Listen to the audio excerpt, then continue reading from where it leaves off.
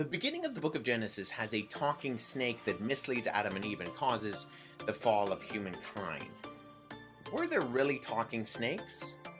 Cue the ominous lighting, and let's talk about it. It does sound like we're talking at face value about literal snakes. This is where we need to ask the question, okay, I see the at face value reading, but whose face am I talking about? What I mean by that is that the ancient reader might have understood this or other passages differently, and understanding those differences helps us in the modern era to bring out the intention of what the original author is talking about. In the ancient Near East, the concept of being brought down and eating dust has a more profound connection, and we can see this other places in the Old Testament.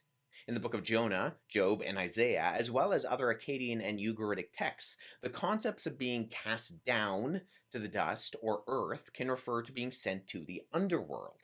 In fact, in the Epic of Gilgamesh, it refers to the underworld as the house of dust. Passages in the Hebrew Old Testament describe the abode of the dead, Sheol, as a place where one dwells in the dust.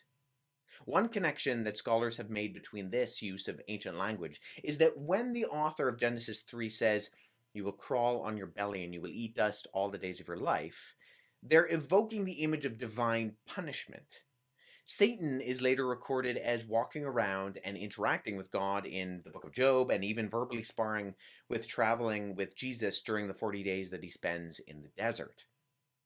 Satan is clearly walking upright in those instances of him being mentioned throughout Scripture. So I think what makes most sense in the Genesis passage is that this is figurative language being used to evoke or communicate punishment and retribution against the serpent when he's cursed to crawl. The question, do you take the first few chapters of Genesis literally, in my case is yes. But more than taking it literally, I take it seriously.